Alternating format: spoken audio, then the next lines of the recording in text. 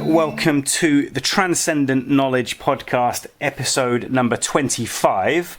And for this episode, I'm introducing a new member of the team, Troy, and we're going to talk about various things related to the Egodeath Theory. Now, Troy, you and I first came into contact with each other 10 years ago. That was on a forum called Psychedelics, and it was on a thread which actually got pinned to the top of the forum. And the title of the thread was, "What has happened to Michael Hoffman from Egodeath.com?" And that was in the middle of a period when Michael Hoffman had gone on an extended hiatus from writing on the Yahoo group, which was the principal place that he was writing at that point. And so this was in 2010, and someone, not me, but someone else who was a regular poster on Psychedelics.com had inquired about what had happened to him, whether he was ever going to write again, what he was doing, that kind of thing.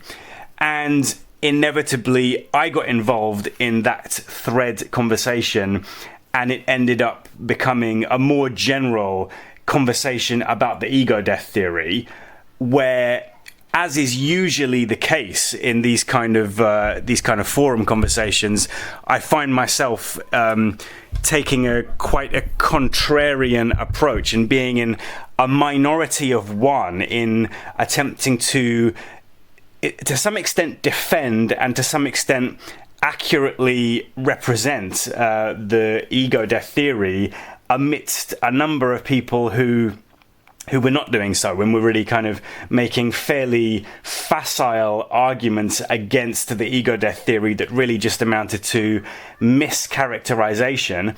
And then you appeared out the blue, and you were using the username Strange Loop, which is a name that you've gone by on a number of different forums. And you had a very different attitude towards the Egodeath Theory. So if anybody listening wanted to have a look at that forum thread, so that was originally on a website called Psychedelics.com, but then that website, I don't know what the politics of it was, but it changed. It used to be a pretty major hub in the pre-Reddit days for talking about psychedelic drugs on the internet. But since then, the administration of that forum has changed, and it's now called Psychonaut.fr, and it's now principally a foreign language forum. But however, the English part of it does still exist, even though it's hardly anybody posts in there anymore.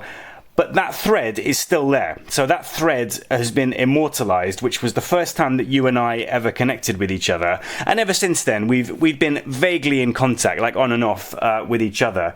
So it's very good to, at this stage, to actually get you onto the podcast.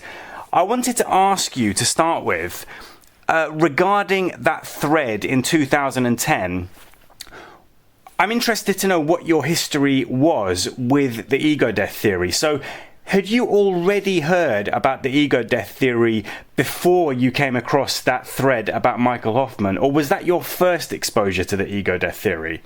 No, I was familiar with the Egodeath Theory before finding that thread. So, had you heard the interview that I did with Michael Hoffman before then, before you started posting on that thread? I can't remember at this point if I had or not. I don't think I heard the interview at that point. Right. Okay, so you were familiar with the Egodeath Theory to some extent.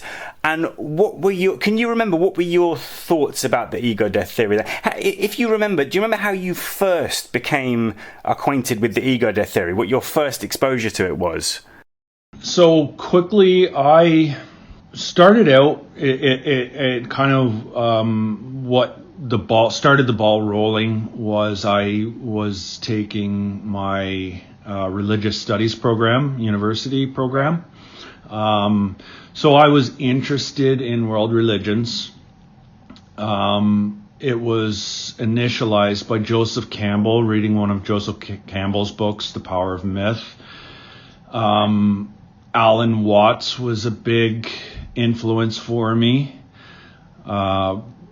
quite heavily influenced by Alan Watts, and it was web surfing that I just came across the Egodeath Theory online, and I remember specifically reading the Egodeath Theory and just being aware very quickly that that Michael had stumbled across something and published something online that I just knew in my heart that this was revolutionary. I started then kind of looking online for other people that were aware of how powerful and insightful the website actually was, and that's when I came across you, and you had a podcast, and so I was listening to your podcast as well. So you were listening to Psychonautica podcast, and that was I was trying at the time to involve the Egodeath Theory as much as I could in that podcast, but at the same time I was on my own journey of discovery at that point and finding out the broad picture of what the world thinks about psychedelic drugs, and there's a lot of other information besides the Egodeath Theory there. And so the Psychonautica podcast was not in any way focused exclusively on the Egodeath Theory in the way that this podcast, the Transcendent Knowledge podcast, is. So it was a case of you came across the Egodeath Theory in connection with studying religious studies, and you recognized the value of it and the profundity and the advanced nature of it. Is that right? Exactly. Right away, it was a light bulb just kind of went off, and I knew I had important information that at that time in my life I would have conversations with people, try to get people engaged, and thinking that it would kind of, within a decade, it would become a popular theory. And right, of course, that never happened. Yeah, popularity, that's an interesting subject. I used to think the same. I used to kind of think the natural progression of someone discovering a new theory would be that lots and lots more people would then cotton onto it. But yeah, like you said, that hasn't really happened, at least up to this point, 10 years on from that thread. It doesn't seem like there's a large number of people who understand the Egodeath Theory, whereas on the other hand, there's this kind of popular trend of psychedelic use and discussion and commodification, which has gained a large amount of support. But the Egodeath Theory has remained very much off to one side, and you could scour the large number of people that are involved in the whole popular psychedelia thing, and you really won't find anybody. You'd be very lucky to find a single person who actually understands the Egodeath Theory. And that thread on psychonaut.com, what has happened to Michael Hoffman, very much illustrates that. It illustrates the minority nature, how in terms of individuals coming to an understanding about psychedelic drugs in the world, it's clearly visible that the vast majority of people gravitate towards this cluster of topics, which Cyber Disciple and I have very much investigated and tried to systematically break down what those various topics are and how they relate to the Egodeath Theory. Whereas the Egodeath Theory is totally in isolation. There's a very small number of people who are aware of it and who recognize its importance. So what about in terms of your understanding? How do you feel that developed? So to start with, you say you saw Michael Hoffman's writing and you recognized that it was truly advanced and that it seemed to point to a way forward for the global understanding of what psychedelia is all about. But what about your personal understanding about the core content of the theory? Like, did that develop very quickly, or did that take a longer time before you understood it yourself, or how did that work out? Yeah, that's interesting. So in the beginning, it's kind of like I knew I had the information there. It was all there. I look at it now in retrospect, kind of like a puzzle. So I knew the major thing is finding the puzzle. So I found the puzzle. It wasn't put together, but I knew it was there. And so you can get lost in looking at the pieces. All the pieces are interesting, which kind of leads to the next subject of packaging the theory. But in my own case, it was, I guess when I would try to explain, I would have conversations with other people that seemed kind of interested in these kind of topics. So then I would engage in these conversations, and it would just be very frustrating when I'm trying to explain something that I knew I wasn't explaining properly. So I knew I didn't have a really truly good grasp of being able to convey the website, the meaning. Separately from being able to convey it to other people, what about in your own mind? Did you feel like you understood it within the privacy of your own head, or not? At the time, I did. I felt I had an understanding of it. Now, 10 years later, I realize. I'll tell you what happened. About a year ago, I was injured. I had a workplace injury, so I was forced to stay home for a couple months, basically on the couch, lying on the couch. So it gave me the time to really get back into it, to sit there and just read it. And with interspersed sessions with psychedelics, it just kept, and then talking to you and asking questions and listening to your podcast, you and Cyber Disciple, I would say within the past year, and especially within the past couple months, my understanding has really developed. I feel I still have a ways to go, and at this point what I'm doing and what I've been doing in the past 2 weeks is formatting the actual website onto a Word program.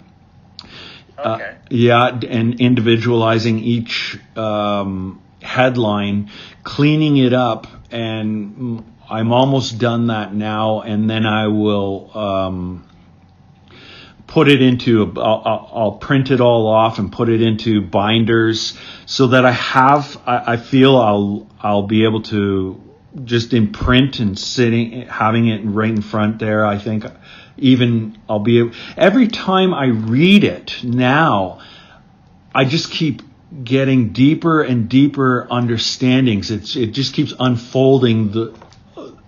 So I don't know how, but to answer your question, I feel a much better understanding lately with the whole theory.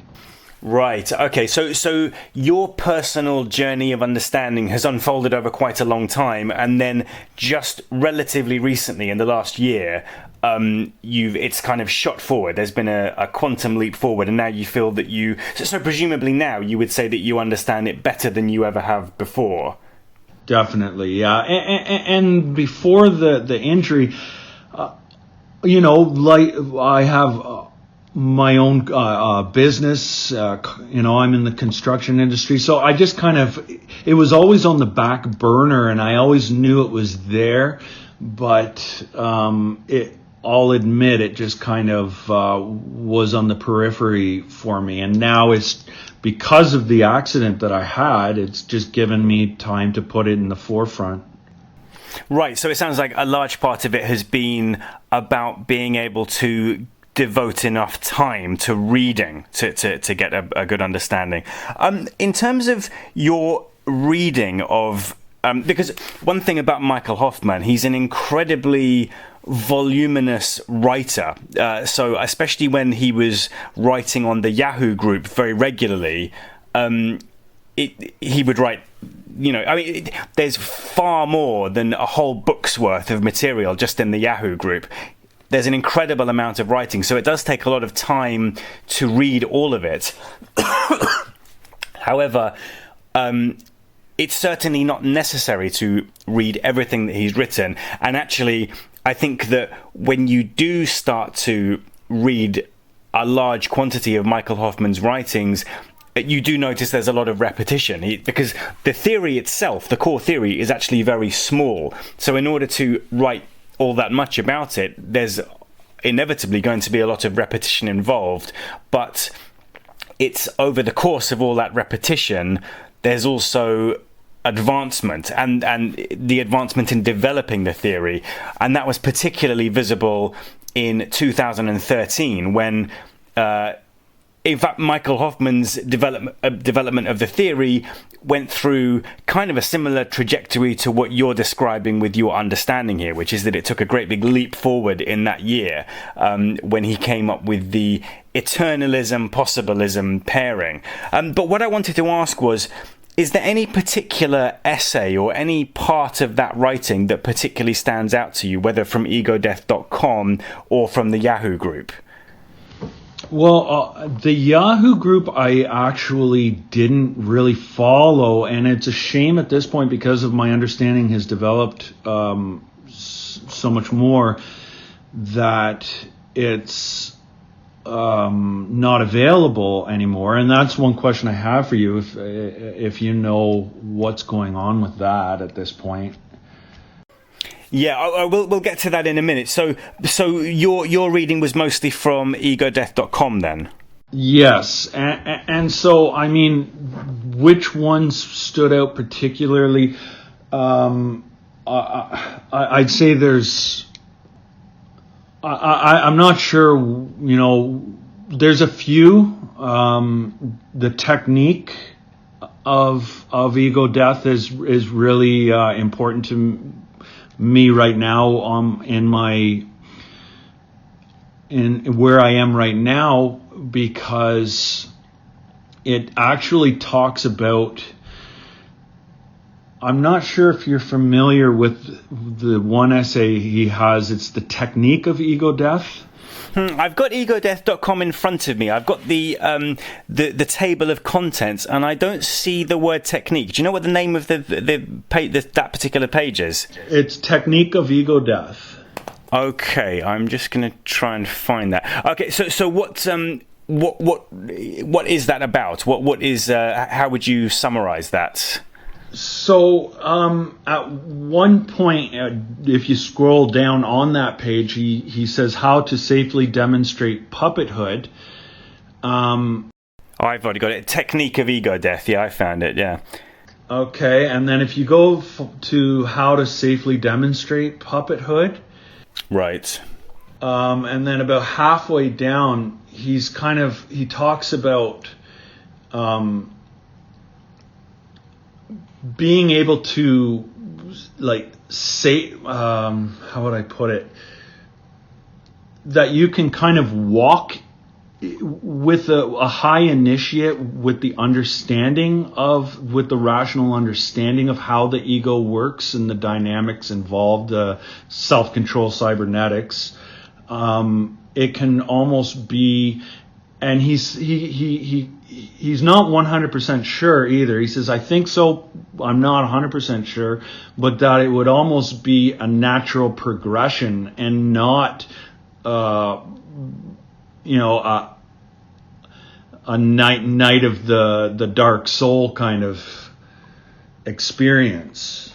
Right, okay. So I'm having a look through the essay now. It seems a large part of the focus of that particular essay is the idea of, it's about technique.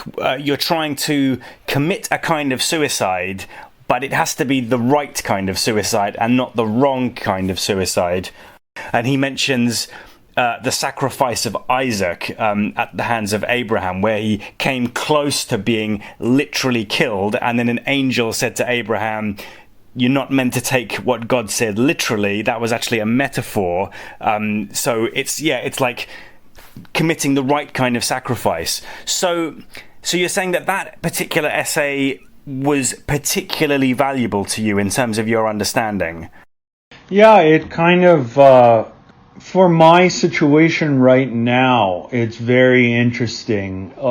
With the knowledge of all the rest of the website. Another thing too, Max, that's really become profound for me, that was always kind of, and it was the same as you, is the no historical Jesus. I never really put as much emphasis on it. It was always there, but it didn't really, I didn't put too much onus on it. And now, with my understanding, I realize how important it is and how profound it is. Yeah, it's because it's not part of the what Michael Hoffman calls the phase one theory. The phase one theory has nothing to do with metaphor. It's just about the coupling of self-control cybernetics with determinism and control dynamics. But yeah, the recognition of metaphor comes later, and that was a part of the theory that Michael Hoffman added at a later stage. It was a secondary realization that this theory maps onto what religion explains and describes. So, for example, I think Michael Hoffman said something when I interviewed him. It was something like, the Egodeath Theory doesn't actually stand or fall according to whether or not Jesus Christ was a historical individual, and that even if bizarrely somehow it turned out that there was a core singular historical figure who the Jesus stories are based on, that still doesn't disprove either phase of the Egodeath Theory, really. So you're saying, yeah, that's definitely something which I felt myself when I was learning how to think in terms of the Egodeath Theory, that I didn't realize to start with just how important that was, and then it later dawned on me, the realization that in order for those stories about Jesus to make sense as metaphors describing psychedelic tripping and ego death, it wouldn't make any sense for there to have been a historical individual. So you're saying that's a more recent part of your intellectual journey, is realizing the relevance of ahistoricity. The relevance and just how earth-shattering that realization is. There's so many people following the historical Jesus as fact that have just been, that are if we're putting pieces of the puzzle together here of history, they just don't have the pieces to put the puzzle together.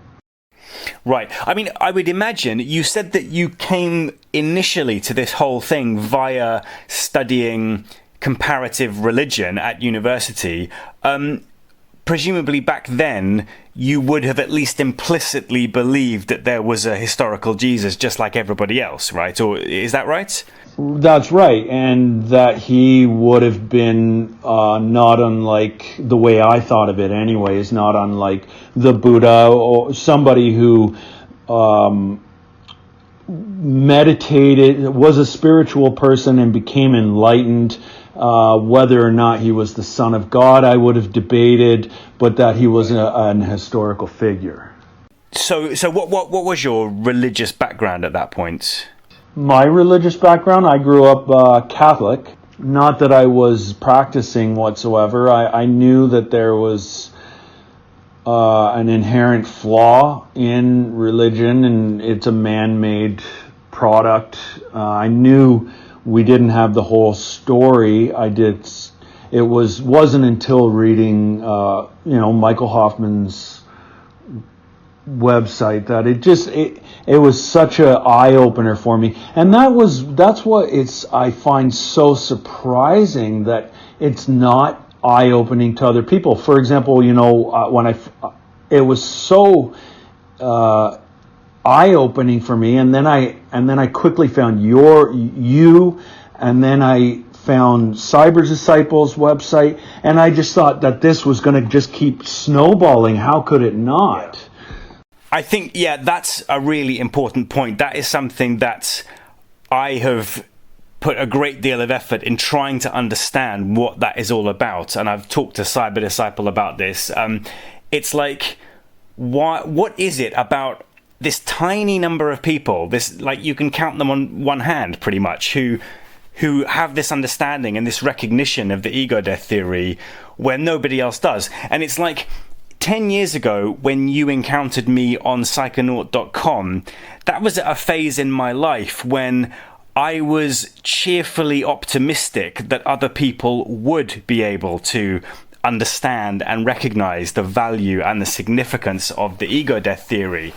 And at some point in the 10 years since then, I completely abandoned that, and I just thought, okay, I have to come to terms with the fact. I felt like, to start with, it was a matter of improving my own personal ability of explanation. And I used to frequently, I would spend time looking for platforms on the internet like Psychonaut.com and the hundreds of other forums that I've encountered where I thought that the general subject matter of the forum was sufficiently relevant to the Egodeath theory that if I would just come and post some explosive idea or question, like regarding the connection of Christianity to psychedelics, or another very big one is the connection of sober meditation to hardcore psychedelic tripping. That is another thing which people just do not understand. So I spent a long time training myself to explain it in crystal clear fashion, because I thought that there would come a point when I would be able to explain so clearly that, for example, that Jesus Christ wasn't a historical individual and is actually metaphorical, or that there's this whole range of religious stories that very directly, very obviously map in this metaphorical sense onto the cognitive phenomenology of psychedelic experiencing, or that one of the major ones is that you simply cannot have a psychedelic trip without taking drugs. So I trained myself, and I got better and better and better at explaining those very simple ideas in the hope that somebody else would react to my posting with the same kind of recognition that I did when I saw Michael Hoffman saying it on Egodeath.com.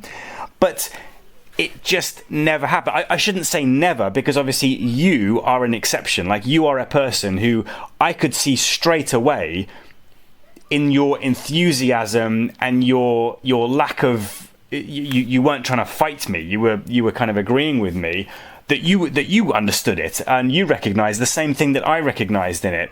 And there was a tiny number of other people. So I mentioned this woman Rowan, who I met a long time ago. That was when I first started to write about Egodeath theory on the internet.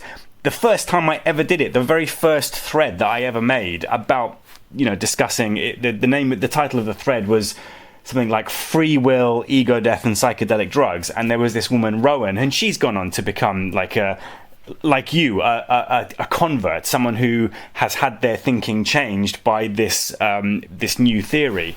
But the number of people is so minuscule, it's that it's not worth the effort. It wasn't. I was trying to make converts. I was trying to proselytize and be like an evangelist for the Egodeath theory, but I have to admit, like, I pretty much failed in that regard. I mean, other than this tiny number of people who have come through over the years, there's been a very enormous number of people who have only responded with the same old cliched, hackneyed fallacies, trying to say, so with regard to the psychedelic meditation debate, if you can even call it a debate, people will say the same cliched things like, you can have spiritual experience if you meditate long enough, and that kind of thing, which just isn't true. And it fails to recognize what the Egodeath theory is saying, and it fails to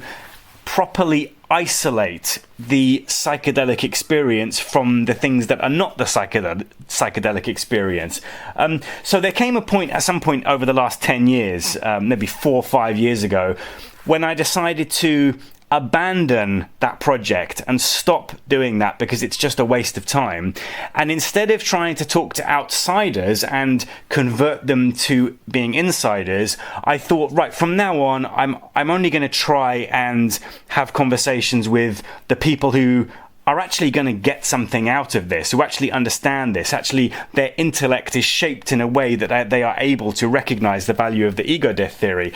And that's when I thought of starting this podcast. So it's very good that you are now on this podcast, because you are one of those very small number of people who I'm talking about, who now I consider it worth my time to try to communicate with people like you, whereas I no longer consider it really worth my time to try to convert other people. So yeah, I can't remember how I got onto that, but yeah, I'm just saying that there's a small number of us, and I think what it was is that you were expressing the same kind of lack of understanding of why is it that something that is so readily recognizable to people like you and me is not readily recognizable to almost anybody else. And I think that's just something that you and I both have to live with and have to accept. Have you had any conversations online where you have tried to explain the Egodeath Theory to people? I know you said you have in your personal life, but what about, have you done the same kind of thing I was doing, of like posting on random forums about the Egodeath Theory?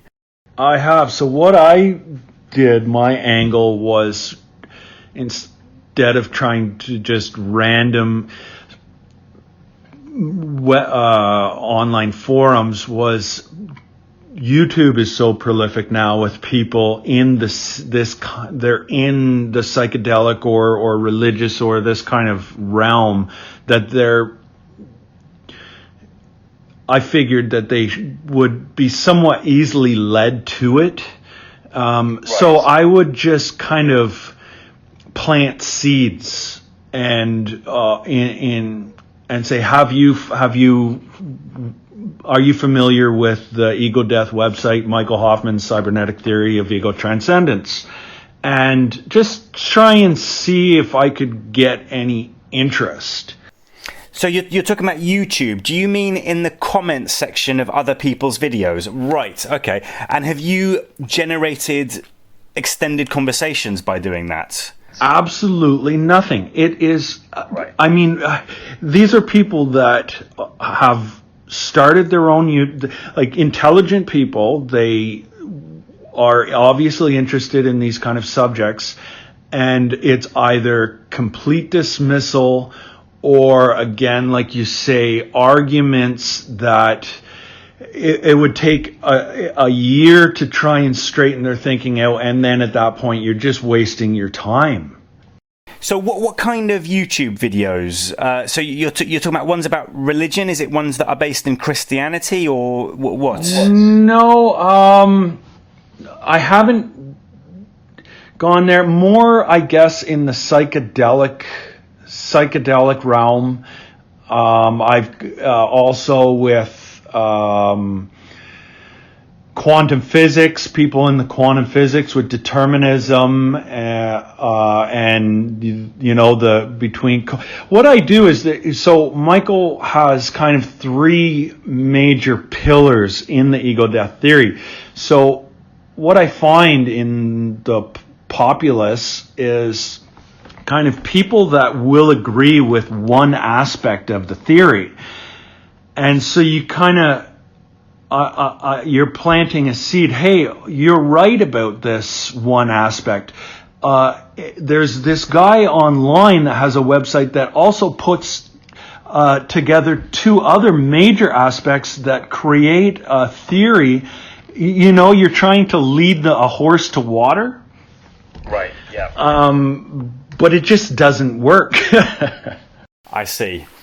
So you've come to the same realization that I have, that there just aren't, at this stage in time, at this point in history, it's radically new and radically different from the way that basically everybody thinks. So we are very much outsiders, even though it seems unusual to call us outsiders, given that what we're really saying is that we are insiders and everybody else is outsiders. But because the numbers don't stack up that way, it looks more like we're on the outside of something. Yeah. Okay, so this is, to summarize what we're saying here, the very low number of people that understand this, and the frustration and the difficulty, because I think it's a natural response that you and I have both had to try to go out into the world and share this knowledge, because it brings intellectual benefit and intellectual satisfaction. So why would we not want to explain it to other people? And I think there's one case that I'm now thinking which is kind of in between the two. It's not the full just blankness that you typically come up with when you talk to people, which is my conversations with Jimmy that I've been having on the podcast in over the last year. And I'm going to at some point hopefully follow up on the last one, because I do feel that Jimmy's attitude was remarkably different in that he very enthusiastically wanted to communicate with me. He practically forced me to communicate with him. He wouldn't leave me alone. So in the end, I just gave up trying to ignore him, and instead I brought him onto the podcast. And I'm really glad that I did that now, because even though I was always kind of going back and forth in my head between, is this really worth it? Is this conversation actually progressing anywhere?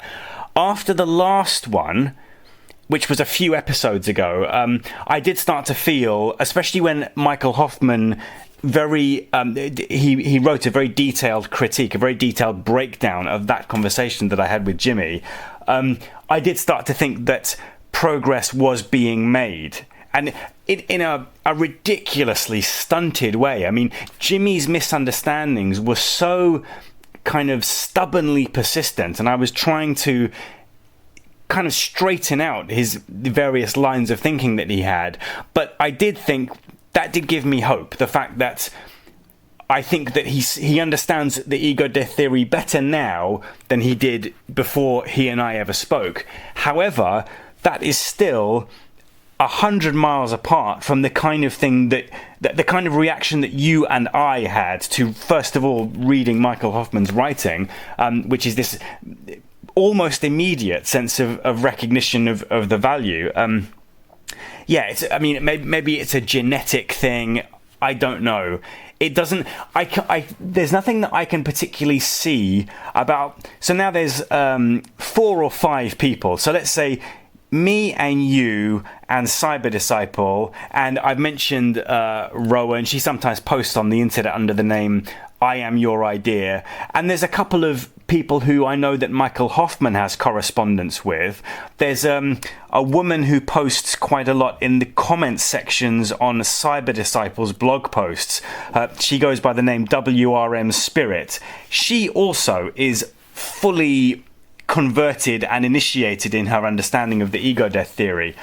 But when I look at that small group of people, from what I know about them, which is not a huge amount, but I really don't see anything that draws us together other than simply the fact that we all have this ready-built, ready-made understanding of the Egodeath Theory.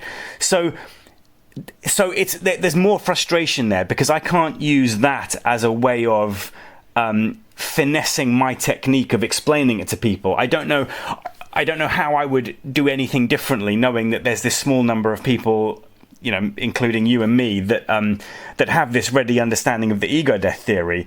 So for the time being, it kind of looks like we are stuck this way, and that we are condemned to be in a tiny minority of people. So I think that certainly for me personally, that is now just how I've set myself up, in that I know now who the people are that I need to communicate with, and that includes you and Cyber Disciple especially, the people who are closest to me intellectually speaking. So that's what I'm now focusing on, and I mean, it's up to you what you do, and I don't know what you're motivated to do, but you and I should definitely stay in touch. And you mentioned about the Yahoo group.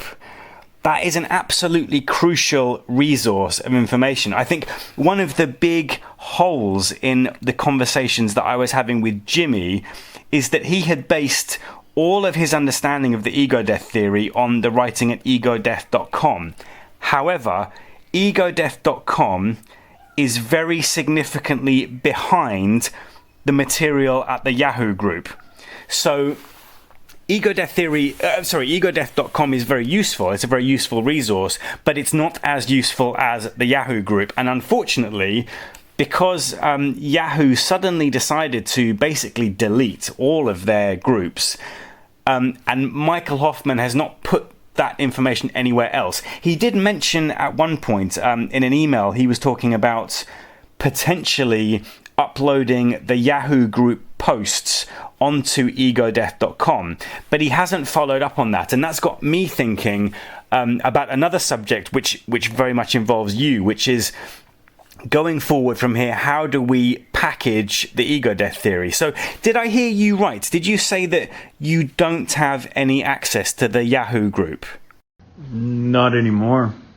Oh, because I thought that I shared it with you. I might be getting that wrong. The thing is, I found some software a couple of years ago. It was called PGO Offline. I randomly found it, and the software was designed for ripping the content of Yahoo groups. And I downloaded that software, and I then ripped the entire database of the Yahoo group posts. And then Michael Hoffman added more posts to it since then, and then I did a couple more rips, and I think I might have missed a few posts at the end, a few of the very last posts that he wrote. I might have missed them, but I do have those on email. So I have in my possession the full database of the Yahoo group posts, and I find it incredibly useful, and I frequently refer to it, although the format that I have it in is not very searchable, and that's something that I've been thinking about how to do, essentially what you've been talking about doing with egodeath.com, where you want to print it out and put it all into Word documents to make it more accessible, more searchable. And so that's a kind of project that I've kind of got in my mind for the future. But so did I not share the Yahoo group posting with you? Because I thought I did. You sent me some files. I wasn't able to. I would open them up, and it would be. I couldn't make sense of it, so I didn't know. It wasn't formatting properly. Oh, okay. Okay, so I need to rectify that, because I think you especially should definitely be able to access the Yahoo group. And I don't know, I don't want to press Michael Hoffman on it, but I'm quite, I guess, concerned about what he is going to do with it, because I don't know, I don't want to step on his toes and go ahead and do something myself, but at the same time I don't just want to wait around forever. And I think that information should be available. And it does kind of feel sometimes that Michael Hoffman, at the stage of life that he's in, has to some extent walked away from the Egodeath theory. And I might be wrong about that, but at least in the sense that he has not made the Yahoo group information accessible since it was taken offline by Yahoo. But since you don't have access to it, fine, I need to go back and make absolutely sure that you do. The format that I have it in, which I find the most useful, is a collection of PDF files, but it's divided up and there's hundreds of them, so it's impossible to search in that way, because you can't combine them all together and search it. Say if you wanted to search for a particular word, you wouldn't be able to, you'd have to search for it separately in each one of the hundreds of different PDF files, which is completely impractical. So at some point, I need to combine them somehow, and I do have a plain text version of it, which has the entire thing, beginning to end, every single post, but it's in plain text format, which is very difficult to read. It's just like a mass of unformatted black and white text. So there's clearly some formatting that needs to happen here, and this is something that you have been thinking about, and you and I have communicated about this in the past, about moving forwards with the theory, how to package it and how to present it to a potential audience, because there might be other people out there like you and me who could benefit and could learn from this information, for whom currently it is not accessible. And even looking at egodeath.com, it's nicely laid out in the way that they've got that good list of contents at the top of the first page. And another good thing about it is there is the Introductory Essay, which was a major project for Michael Hoffman. That was something that he worked very diligently on, to compress the full picture of the Egodeath Theory into one 10,000 word essay, and really pick the right, be very careful about the lexicon and pick exactly the right choice of words. And so, for example, one hole in Jimmy's knowledge, because he doesn't have access to the Yahoo group, is that he uses the word determinism, and that trips him up in his understanding. And I think that's something I want to cover with him next time I talk to him. If he was as familiar with the Yahoo group postings and the chronology of the whole thing as he is with egodeath.com, he might be less inclined to make mistakes, like using the word determinism wrongly in a way that is actually serves to obscure what the Egodeath Theory is saying rather than clarifying it. So you have also thought about packaging the theory. Do you just want to tell me about the various things that you've been thinking in regard to packaging the Egodeath Theory?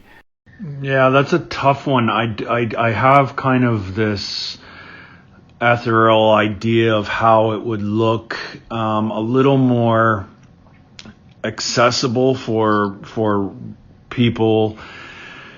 There's so many good YouTube channels out there nowadays, learning formats, just something that, for example, if you look at older magazines in the 70s, they had, there was a magazine, it was called something Mechanics, and it's an in-depth magazine that for what we would classify as home mechanics, that nowadays most people would find just too daunting. And right. And the new version of it is kind of a little, it's just easy. It's easier for the average person to grasp.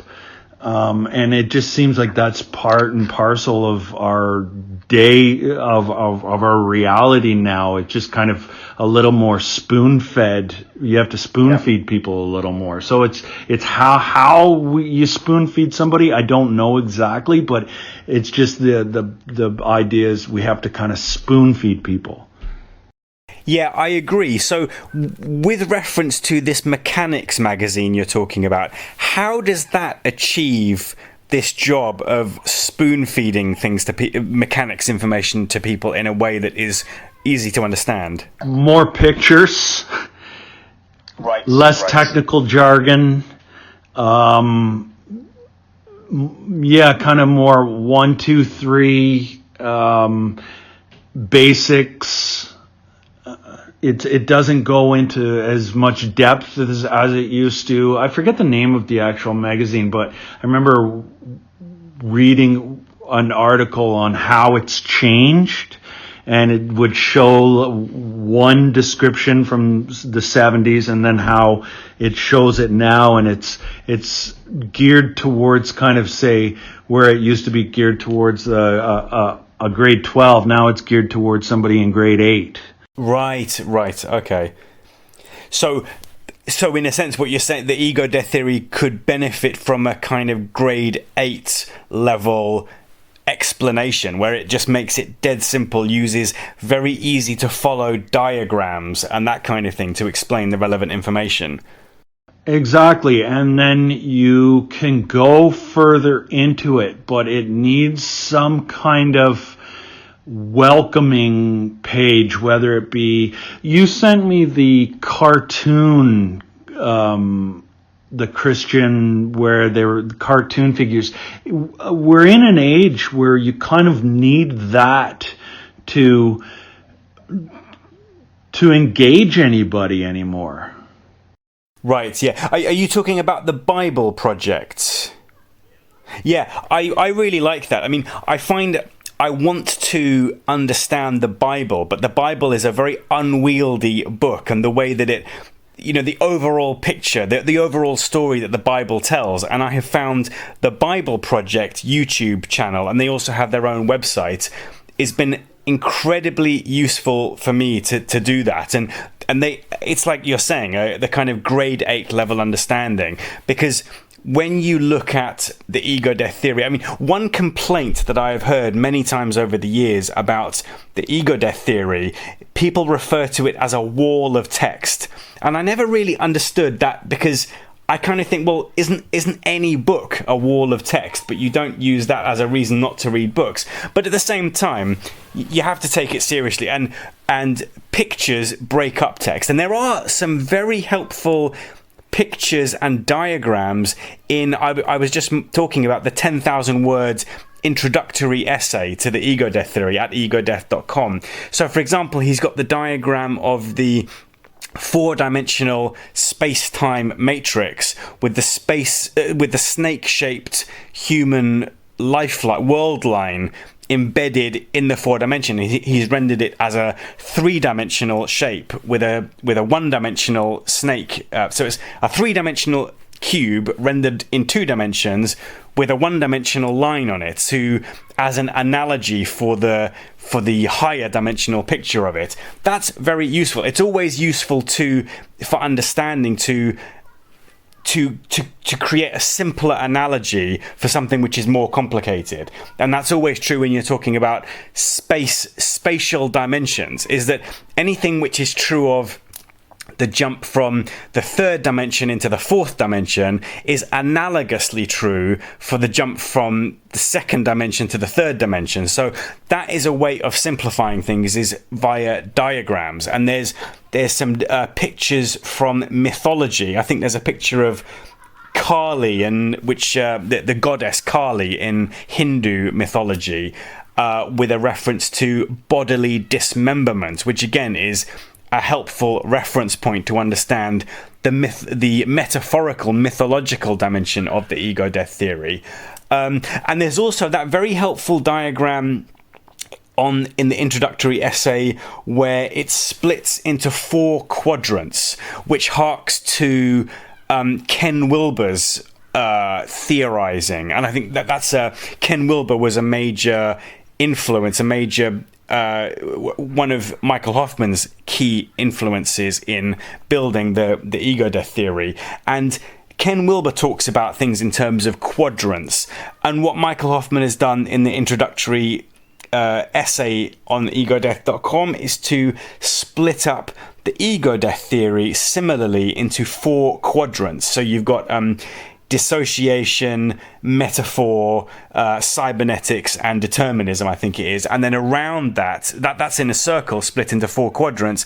And around that, you've got symbols for all of the world's major religions. So you've got like the Star of David and the crucifix and the wheel symbol that they have in Hinduism. So that's, I've said to people in the past when I've been trying to explain the Egodeath Theory, like if someone says it's too complicated, you can literally just point to that very simple diagram and say the entire Egodeath Theory is contained in that very simple diagram that only has 4 words on it.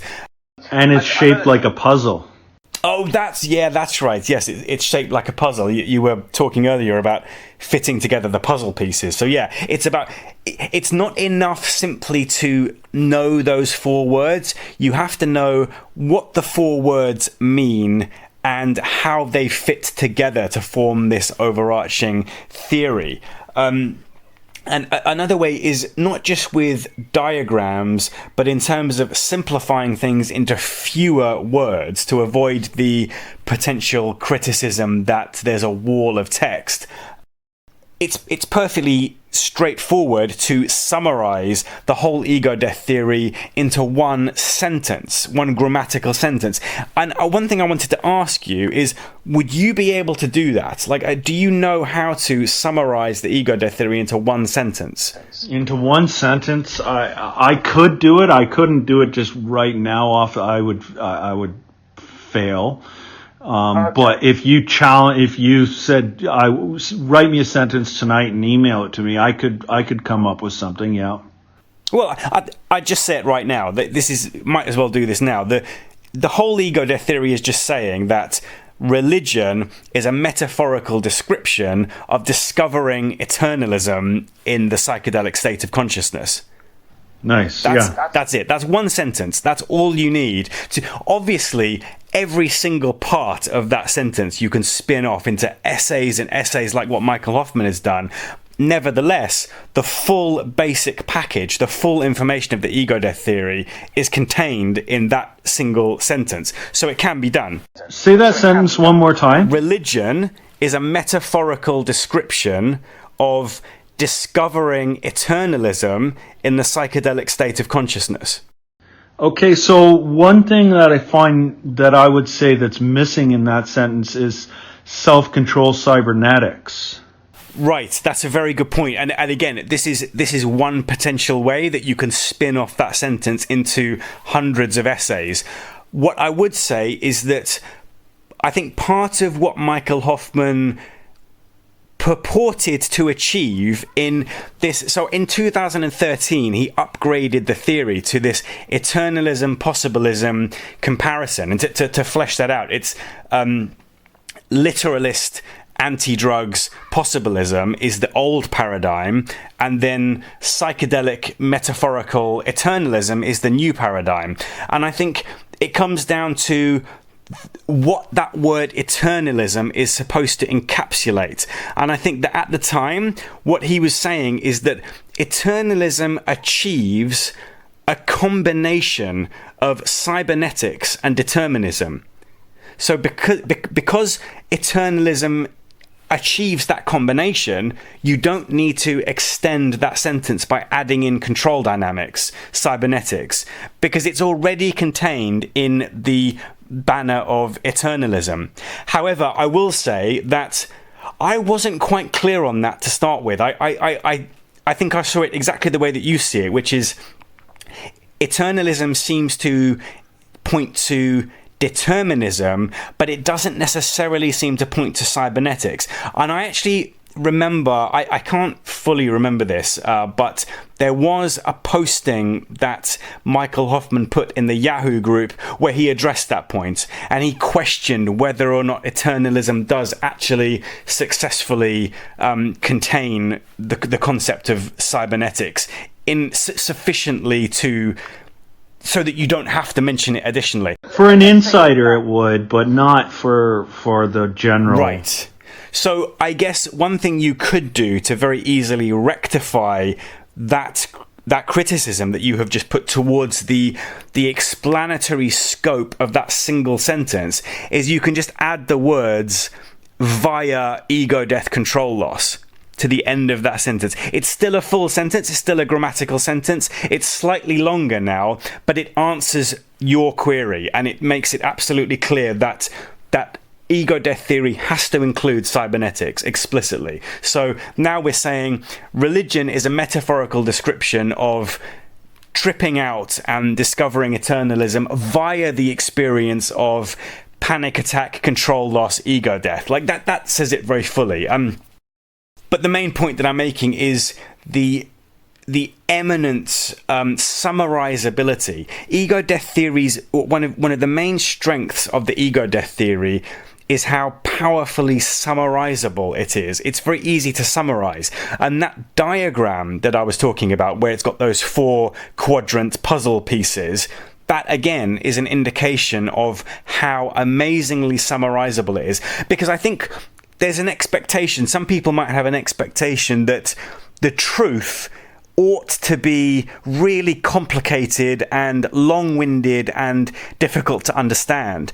And I think maybe you see some of that in Ken Wilber's theorizing. Ken Wilber's theorizing is so all over the place. Like, he covers so many different things. It's like Ken Wilber's grand theory of everything but the kitchen sink. You know, he tries to squeeze everything imaginable into his all-encompassing theory in order to make it all-encompassing, whereas Michael Hoffman has a different approach, and he wants to focus exclusively on just what is absolutely relevant.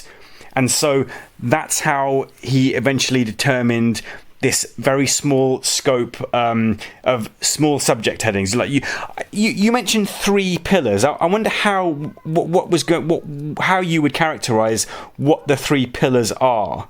The 3 pillars. So determinism, and I say determinism, but I'm essentially saying eternalism, and I do like that term better.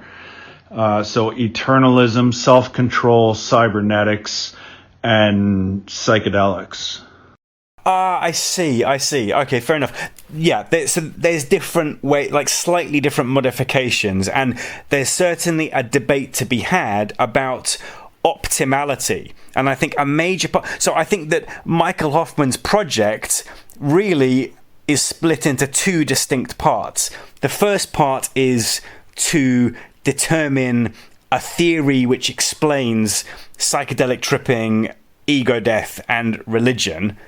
But a second project, which is more like an approach, is optimizing the lexicon, like creating the absolute most efficient shortcut, short, summarizable way of explaining what the theory is. And that there's some debate there, and maybe Michael Hoffman would disagree with that specific. So he wouldn't say maybe that what you've just said, those 3 pillars, fail to explain and capture the full picture of the ego-death theory, but he might say that might not be the most optimal. So he's written about what he calls the diamond hammer of interpretation, and the lightning path shortcut to understanding.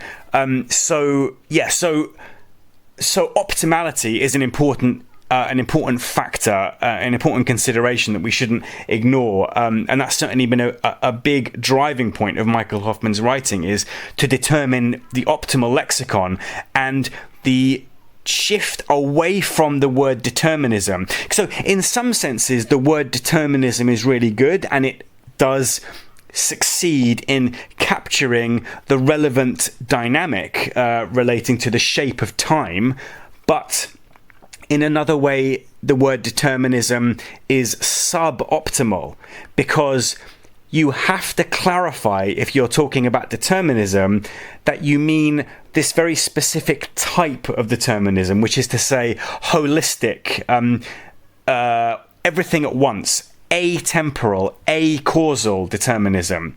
And that is actually the major mistake that I feel that Jimmy made, the last conversation that I had with him, is that he was too eager to use the word determinism and then mistake it for the bad version of determinism, the misleading ego level version of determinism, which is causal, temporal determinism, where it's like a chain of dominoes, where one domino falling causes the next domino to fall in the line. That is emphatically not what Michael Hoffman means when he uses the word determinism. So he abandoned the word determinism because it has that problem built into it, and he replaced it with the word eternalism, which eliminates that problem and expands the explanatory scope of what he's trying to talk about. So do you see what I mean about the progression of optimality in the vocabulary that you're using? Yes, and how important it is. It can make or break the understanding of the theory. I don't think that would have made or break Jimmy's understanding of the theory, however, but it is important in general. Right, okay. Do you want to expand on that, why you don't think it would in Jimmy's case? I feel Jimmy just kind of has a blinders on, and he's getting confused in terminology that if that was clarified, I still think he would find something else. There's just some kind of blinders on that. I don't think that terminology, the clarification of eternalism, would break down the walls for him. That's a very interesting observation, and I'm going to bear that in mind next time I talk to him.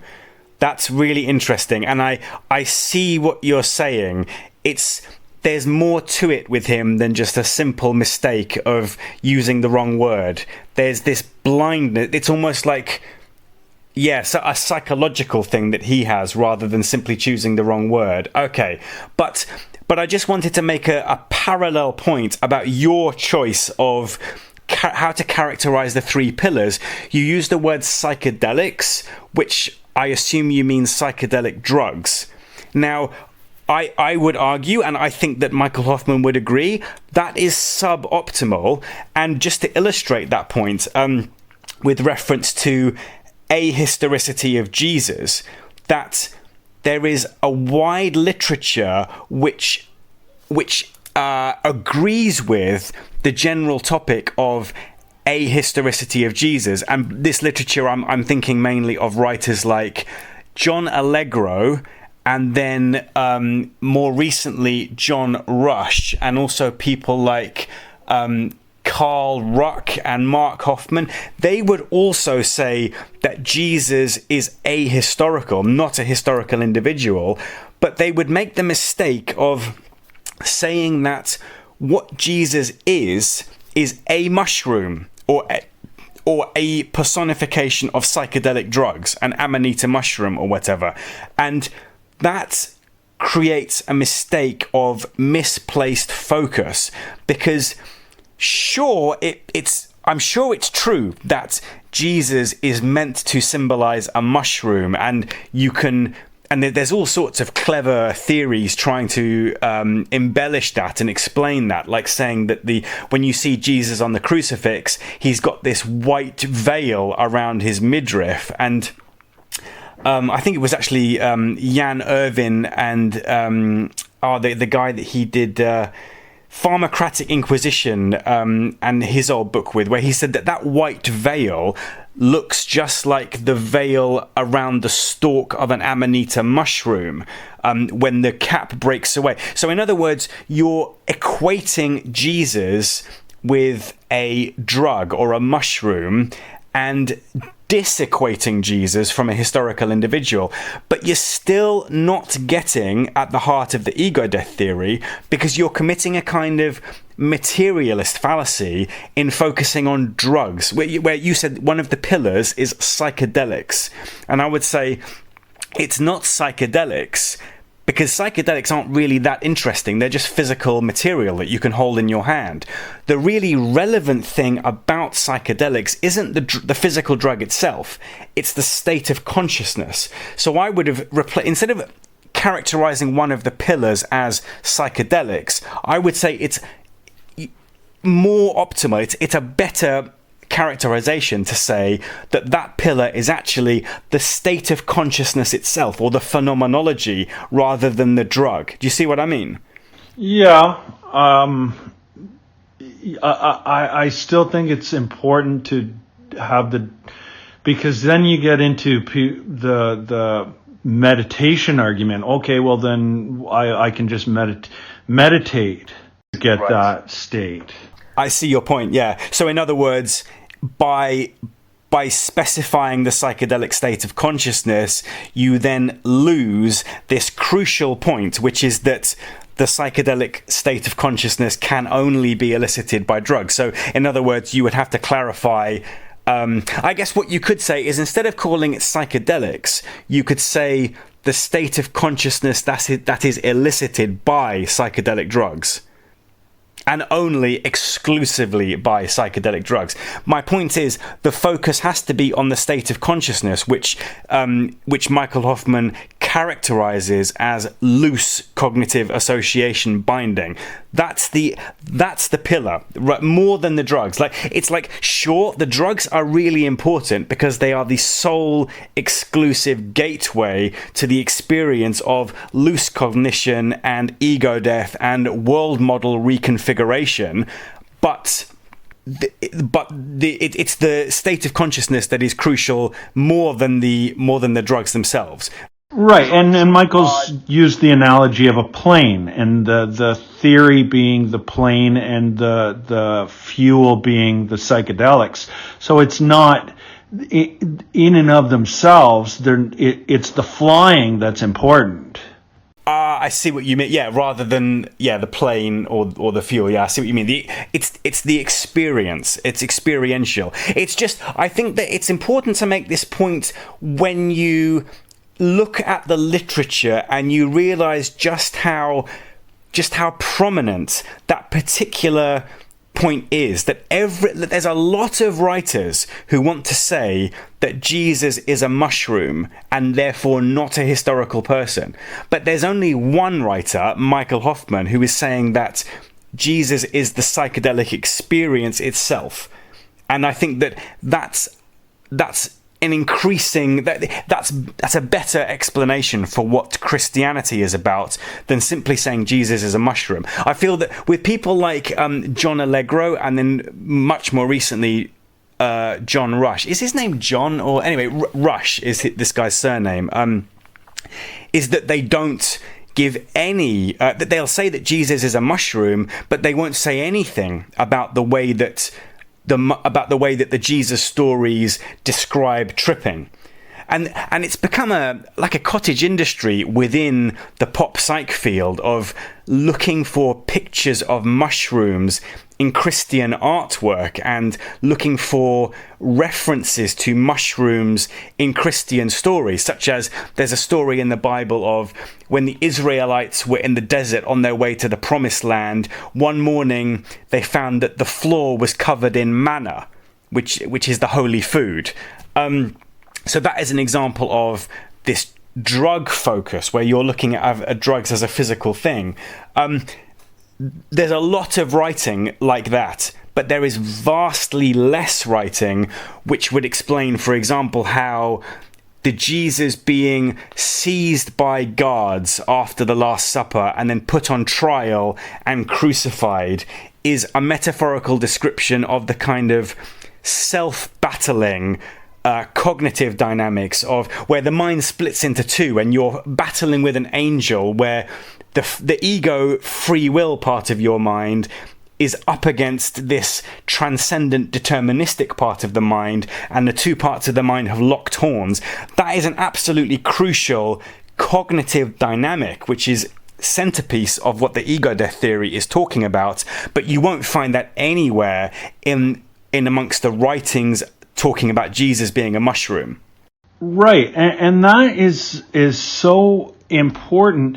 What Michael does is he clarifies these things, and it kind of makes me think about how he's clarified how the ego actually works, and it boggles my mind again how people are just browsing over what he has on here.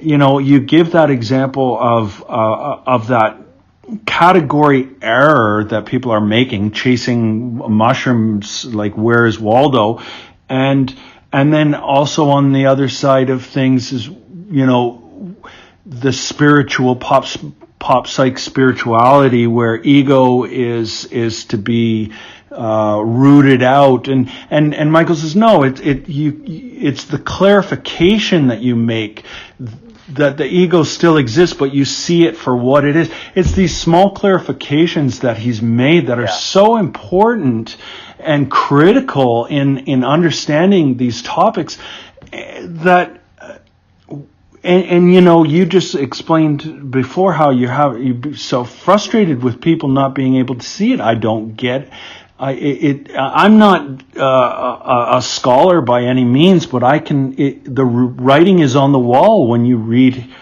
how he clarifies these things for us. is there anything else you had in mind that you wanted to cover in this conversation? With the video that I sent you, I was kind of hoping we could touch on that. Sure.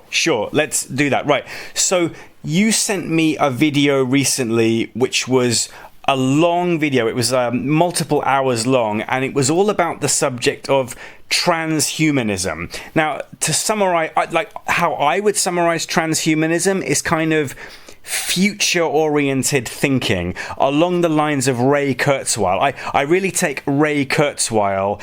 To be honest, if you ask me, like, who do I think summarizes what transhumanism is all about, I would say Ray Kurzweil and Terence McKenna. It's singularity style thinking, where you look at what's going on in the world and you clearly see a massive the thing that is changing in the world quicker than anything else is technological innovation, and in particular communications technology. So the fact that now everybody is walking around with a smartphone in their hand with immediate connection to the internet.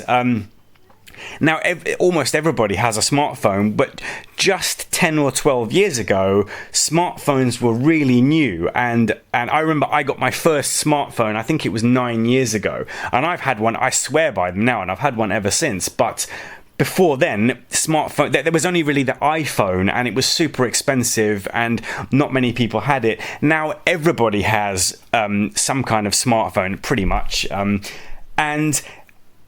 Computer technology and things like wireless signals, it's generally the focus of the technological innovation seems to be the internet and communications technology. And the kind of thinking that Ray Kurzweil and Terence McKenna were, the angle they were coming from was to say, you need to project that forwards into the future. It's already incredibly rapid and incredibly dramatic, and it's changing the world very, very quickly. It's changing the way that people do business, and it's changing the way that people communicate with each other.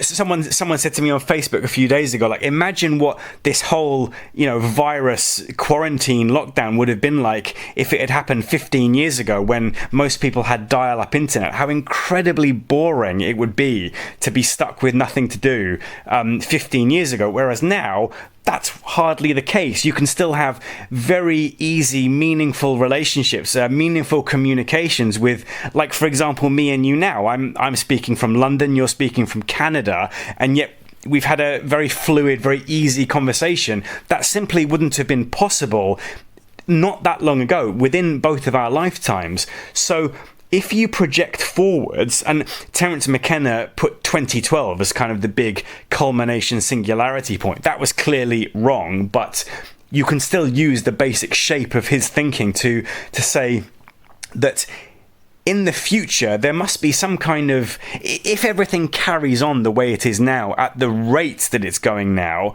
that in the future we're going to be our brains are all going to be plugged into computers, or we're all going to be in some kind of some kind of machine, or God knows. I mean, you need to have a kind of visionary imagination to try to come up with interesting suggestions about what the world is going to be like in the future. But that video that you sent me was very much along those kinds of thinking, and it was talking about the progression of technology. So what was it that what did you see in that video? What value did you see in that video that made you want to send that to me, and you invited my comments on it? I think it's just the idea of how it would integrate with the Egodeath Theory. I mean, one question I have that's just kind of these midnight, you're thinking of things, questions is artificial intelligence, and right. Would the singularity, let's say you have the singularity point, and would that artificial intelligence at that point be able to experience a cybernetic control loss breakdown. Right. That just though there's that thought idea is interesting to me. I feel it kind of like I said, I feel like I'm still putting together the puzzle. I can see the picture in the puzzle now. I see it.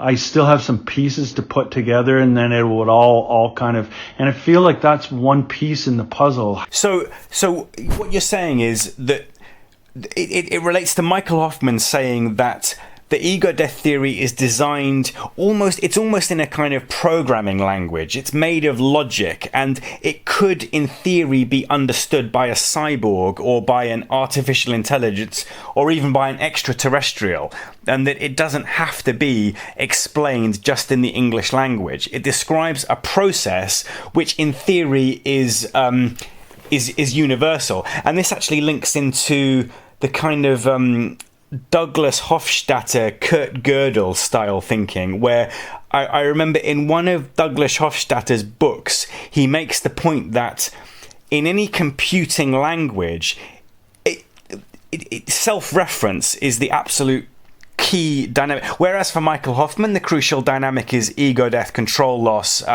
cybernetic reset. What it is for Hofstadter is simply the capacity to refer to itself, for a system or a language to have self-reference built into it. So for example, there's the paradox in ancient Greek philosophy that this Trojan philosopher said all Trojans are liars, and that's on the face of it, that's a paradox of self-reference. And for Kurt Gödel and Douglas Hofstadter, that's super interesting. And Hofstadter made the point that a programming language, or like a system language, a language of logic, only has to be very simple before it can achieve the ability to self-refer, and thereby it can fall victim to infinite regresses and these kind of paradoxes. Like Bertrand Russell famously asked the question, does the set which contains all of the sets which don't contain themselves contain itself? Are you familiar with that? I am, yes. Right, so it's that kind of thing. That what Hofstadter was saying is that you don't have to be very intelligent or have a very advanced language comprehension to be able to carry out mental moves like that, which are interesting, and they can be quite funny and just kind of mysterious. And and the ego death dynamic is very much related to that, but still slightly different. So that's kind of what you're saying here, is that any kind of intelligence could latch onto the ego death theory, and then in virtue of having done that, it would also be able to experience this dramatic, incredibly powerful experience of control loss and wrestling with a transcendent angel and dying and being reborn, that kind of thing. However, it would also necessitate that whatever this thing is would have to, whether it's a cyborg or an AI or whatever, it would have to be able to experience loose cognition. And that's something that I wonder about. That's something that it seems to me that kind of limits the scope of the ego death theory to the human world, because at the moment, it's only really human beings that are able to trip. So yeah, it's kind of, it strikes me that that's kind of fancy speculation, that you're talking about an android being able to trip, or a cyborg. And that's actually been covered. Have you seen Animatrix, the cartoon? No. I would highly recommend you watch that. What it is 9 short cartoons, which are an anime spin-off of the Matrix movies. And there is one of them which clearly depicts one of the evil... You've seen the movie The Matrix? Yep. Right, one of the evil robots, the ones that are trying to kill the humans, it gets isolated from the rest of its robot friends, and it gets kind of caught, and you can clearly see it undergoing a process of kind of it's tripping, basically. It's a robot tripping, a cyborg tripping. And I think that, do you know the writer Isaac Asimov? Yes. I think he has also, I can't give a specific example, but I think he's also written stories which seem to show cyborgs or robots tripping. So it's a very interesting idea, but as far as I know, it doesn't have a real life corollary, because there is no... At the moment, these things like cyborgs and artificial intelligence are the stuff of visionary imagination and future projection. And that is why I was a bit dismissive about the relevance of that video, because it's in a realm which is not very practical. It's not practically accessible at the moment. Does that make sense? Yeah, no, I can accept that for sure. Right. So, I mean, I am concerned with you, Troy, that I don't want to put you off. I want to encourage you at every step. But Michael Hoffman's attitude has always been quite kind of strictly, he just wants to get straight to the point and stick to what is absolutely relevant. And I feel like maybe I'm slightly in a tug of war in my own mind. And I feel this with Jimmy also, is that when I'm talking to you and talking to Jimmy, I don't want to be so stuck up on relevance and insist on being absolutely relevant and only talking on and like refusing to kind of grant legitimacy or interestingness to things that are not absolutely centrally relevant to the Egodeath theory. Versus just encouraging you to think outside the box. But one thing I notice about you is that you bring up a lot of subjects that I personally don't see a whole lot of relevance in, and that was one of them. That sure, you can certainly say that there are clear elements of transhumanist style thinking in Michael Hoffman's work and in the Egodeath theory, which you have already clearly spelled out, like how he said that the Egodeath theory could be understood by extraterrestrial intelligence or by a cyborg or android or whatever. But at the same time, what this is practically relevant to is human beings in the modern time taking drugs and tripping out. And as far as I know, there is no real equivalent of that in the robot world, at least now. So there might be in the future, and given the spectacular way that communications technology is evolving, and the way that human beings are kind of evolving into their communication, so it's almost like the opposable thumb, which was like this masterpiece of biological evolution. Now people use the opposable thumb on their smartphones, and it makes such a convenient and easy way to scroll on a smartphone by using an opposable thumb. So there are definitely transhumanist hooks in the Egodeath theory, but I just like looking at that, to get back to the subject of that video that you sent to me, it was very long-winded, and it, even though it went through all the same typical standard motions of transhumanist thought and ideas, it didn't have any crystal clear explicit hooks to, for example, what you called the three pillars. So it didn't mention psychedelic drugs or tripping or determinism or cybernetics. As far as I know, none of those subjects were explicitly mentioned in that video. And that is why I would be inclined to say, well, it's interesting, and clearly a lot of effort has gone into the production values of that video, but really it's not that super relevant. Do you see what I mean?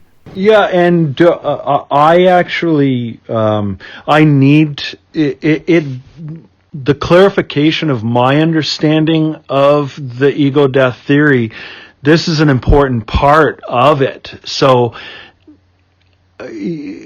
don't feel that you'd be hindering my progression. This actually helps it. It clarifies what's important, what's not, and that's just me being able to throw things out there, and then you say, well, where is the relevance? And then now I think, okay, yeah, where is the relevance in that? So it's important. I appreciate it. I'm very glad to hear that. So that indicates that it's easy to get you on the same page as me in terms of exactly. Right. Okay. So that's good, because it's like in terms of, like, Michael Hoffman strives for strict relevance, and it's just a simple fact of the way the world is, that when you look at what other people have written about, so for example, the person who made that transhumanism video, and also Susan Blackmore is another writer who you have asked me directly. That was actually in the thread on psychonaut.com. I think you asked me, what would Michael Hoffman think about Susan Blackmore? It's like, sure, Susan Blackmore, there's probably some tangentially relevant stuff in her writing, but in general, I think she pretty much fits into the pop psych mold, and there's really not much more to her than that. Yeah, and it's kind of like a shedding away. I really am getting that crystal clear idea, and I need to it shed things away, and slowly you kind of get that, I'm working towards that, and I really am. I feel I'm getting there. So this is just another step, and I can kind of categorize that as, and if somebody asked me now, if I was having a conversation, what do I think of it? Well, your thoughts and Michael's thoughts of being able to categorize things of what's important, what's relevant, that's all very important. Right, okay, that's really good. I'm encouraged to hear that. One thing above everything, I would encourage you to write as much as possible. Say what you actually think. Instead of just asking me what I think, think about what you think is the relevance of the Egodeath Theory and how it relates to that transhumanism video and these various other writers and thinkers in the field. Think about what it is that you think, given that you do understand the Egodeath Theory and you do understand what transhumanism is getting at in these other fields. So then, given that combination, what is it that you think about this? Actually, you just brought to mind an analogy that Michael Hoffman has written about the cognitive dynamics of the ego-death experience. He's like, imagine hell is just like a great expanse of never-ending fire, and there's a bridge across hell with heaven on the other side of this bridge, but the bridge is razor thin. It's so thin that it's literally as thin as a razor blade. So when you're trying to cross the bridge across hell to heaven, everything that is not relevant to being in heaven gets sliced away and falls into hell and just sits there burning forever and ever. The only part of you that makes it to heaven is just that tiny, thin part that is strictly relevant. And I think that's the kind of dynamic that we're getting at here, is that relevance is actually quite narrow, and I think sometimes you cast the net a bit too broadly in your thinking. Yeah, no, and it's all part of the process. That's that's why I love this is what intrigues me about the whole process. It's a learning process. I feel like this is where it's at. Definitely. You definitely recognize exactly the same thing that I recognize and that Cyber Disciple recognize and that Michael Hoffman has always fully understood, which is that this is the way forward. There is not going to be any significant advance in human understanding of religion or psychedelic drugs until the human mind has been forced through this narrow space of the ego-death theory. The only advancement in understanding lies on the other side of the ego-death theory. It's like there's a reference in the Bible where Jesus says that the only way for a rich man to get into heaven is like a camel passing through the eye of a needle. It's that kind of dynamic, this narrowing of focus, which you are well on the way to doing in that you have already recognized the place of the ego-death theory in your understanding. And yeah, as you just said, the only way is forward. You can just build on that and advance it.